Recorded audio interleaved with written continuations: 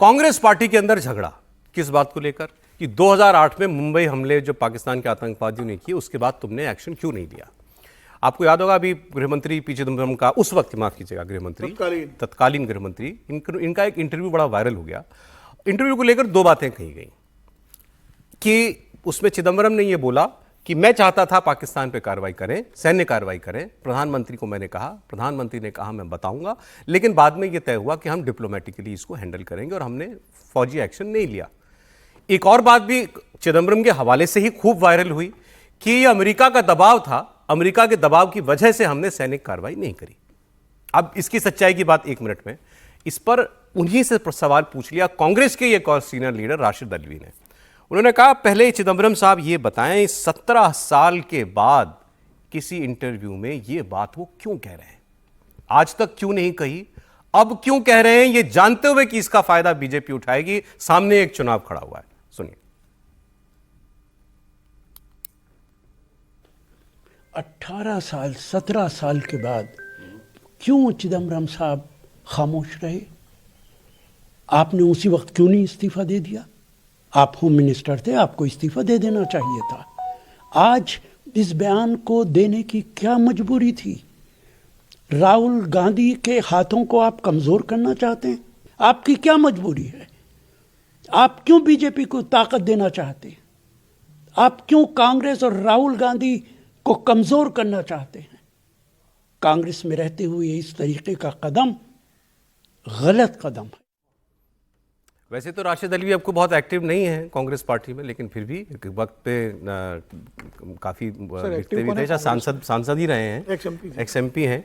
तो अब चिदम्बरम साहब सांसद बीएसपी से थे इस पर सर, लेकिन चिदम्बरम साहब को सफाई देनी पड़ी और उन्होंने एक्स पर पोस्ट करके उन्होंने लिखा कि मैंने इंटरव्यू में कहीं नहीं कहा कि अमेरिका का दबाव था।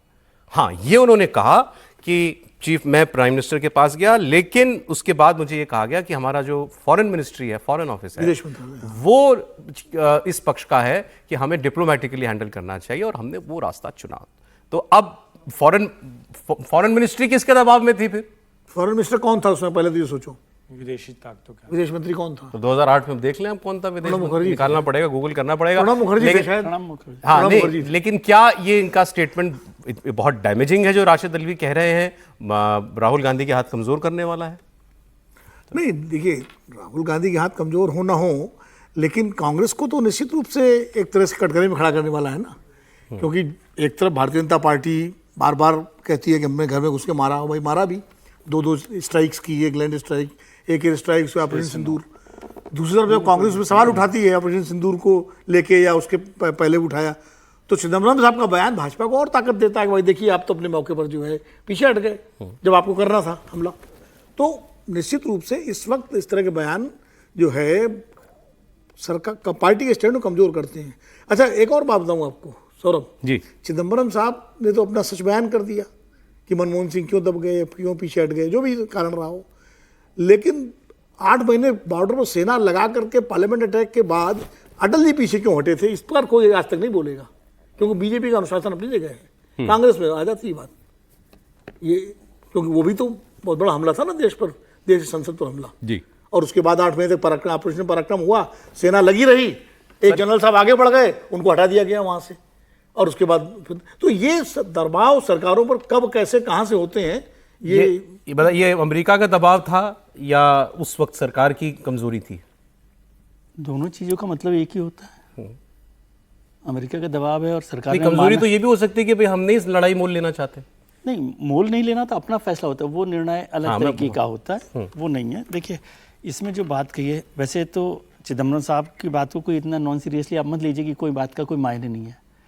तो वो नई बाल कितने वो सामने आ जाएंगे थोड़े। पहले मनीष तिवारी भी कह चुके हैं इस तरह की बात, तमिलनाडु के जब चुनाव होंगे तब। लेकिन जो वो बात कह रहे हैं उसमें यदि वो ये भी कह रहे हैं, एक तो मैंने वो इंटरव्यू देखा, उसमें जब ये बात हो रही है कि विदेश मंत्रालय को कहा गया, तो विदेश मंत्रालय किसके दबाव में आएगा?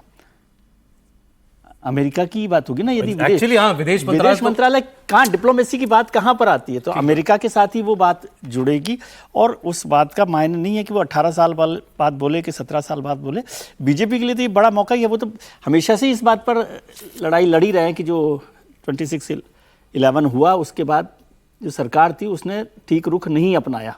इस बात को उन्होंने ज़्यादा पुख्ता किया है और अमेरिका का दबाव है, ये और ज़्यादा बड़ी बात होगी। अमेरिका के दबाव का सीधा सा कारण वो विदेश मंत्रालय की जब बात कर रहे हैं, क्यों विदेश मंत्रालय, नहीं तो वो कहते सरकार का फैसला था ना, विदेश मंत्रालय को उन्होंने अलग से स्पेसिफिकली बोला, स्पेसिफिकली बोला। तो उसका मतलब ही होता है कि कहीं ना कहीं अमेरिका का दबाव उस पर रहा होगा और अभी सरकार की तरफ से इस पर कोई सफाई नहीं आई है कि क्या होना नहीं होना, लेकिन इसका पॉलिटिकल 2008 से 2009 तक भारत के विदेश मंत्री श्री प्रणब मुखर्जी थे, लेट प्रणब मुखर्जी 2006 से 2006 से 2009। लेकिन आप लोग इतना घुमा घुमा कर क्यों बात कर रहे हैं? अमेरिका का दबाव, विदेश मंत्रालय का दबाव, अरे एक लाइन की बात भैया, सरकार कमजोर थी, सेना हमारी नहीं कमजोर थी, सेना तो तब भी वैसे थी, सरकार कमजोर थी। सरकार मतलब डॉक्टर मनमोहन सिंह और super prime minister Sonia Gandhi, super से ऊपर राहुल। अब इसका कोई वाकई नुकसान राहुल गांधी को होने वाला है, ये अभी आगे पता चल जाएगा। हर जी अटल बिहारी वाजपेयी कमजोर सर, आप है, कह रहे थे सेना राशिद अली आजकल कांग्रेस में एक्टिव नहीं है, तो कांग्रेस में एक्टिव कौन लीडर से बता दीजिए सर। अच्छा चलिए ठीक, तो बहुत शुक्रिया। आज इतना ही कहानी कुर्सी की में